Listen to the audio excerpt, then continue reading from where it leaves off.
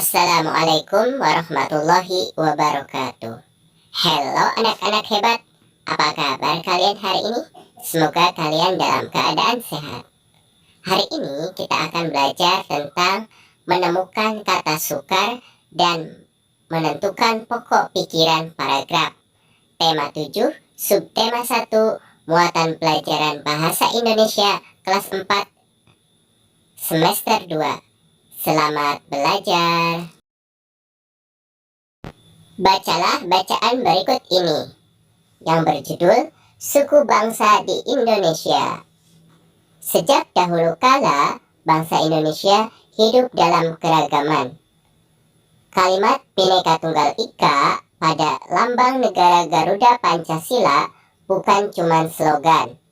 Penduduk Indonesia terdiri atas beragam suku bangsa, agama, bahasa, adat, dan budaya, tetapi semua dapat hidup rukun berdampingan.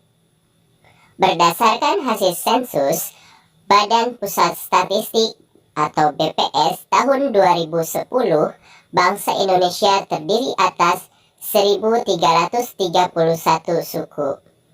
Berdasarkan sensus itu pula, suku bangsa terbesar adalah suku Jawa yang meliputi 40,2% dari penduduk Indonesia. Suku Jawa ini merupakan gabungan dari suku-suku bangsa di Pulau Jawa, yaitu Jawa, Osing, Tengger, Samin, Bawean, Naga, dan suku-suku lainnya. Suku yang paling sedikit jumlahnya adalah suku Nias dengan jumlah 1.041.925 atau hanya 0,44% dari jumlah penduduk Indonesia. Namun, suku-suku Papua yang terdiri atas 466 suku, jumlahnya hanya 2.693.630 jiwa atau 1,14% dari jumlah penduduk Indonesia. Sedangkan etnis Tionghoa jumlahnya sedikit lebih banyak, yaitu 2.832.510 atau 1,2% penduduk Indonesia. Setelah kalian membaca bacaan tersebut, carilah dan temukan kata yang sukar. Kata-kata sukar dan artinya. Yang pertama adalah kata sensus. Artinya adalah penghitungan jumlah penduduk dalam waktu tertentu oleh pemerintah. Yang kedua adalah statistik, yaitu data berupa angka yang menggambarkan informasi jelas mengenai suatu masalah atau gejala pada suatu tempat. Yang ketiga adalah slogan, yaitu kalimat pendek dan menarik yang mudah diingat. Selanjutnya, kata-kata sukar dan artinya.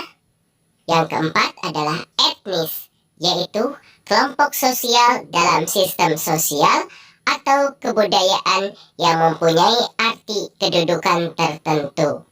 Yang kelima adalah adat. Artinya yaitu aturan atau kebiasaan yang telah dilakukan sejak dahulu. Pada bacaan suku bangsa di Indonesia terdapat 2 paragraf. Sekarang kita akan belajar menentukan pokok pikiran paragraf. Tentunya kalian sudah belajar bagaimana cara menentukan pokok pikiran paragraf. Cara menentukan pokok pikiran paragraf. Yang pertama adalah membaca dengan seksama seluruh kalimat dalam paragraf. Yang kedua, menandai kalimat awal, kalimat akhir, atau kalimat awal dan kalimat akhir pada paragraf. Yang ketiga, menandai pikiran pokok yang terdapat di awal, akhir, atau di awal dan di akhir pada paragraf. Pokok pikiran paragraf yang pertama.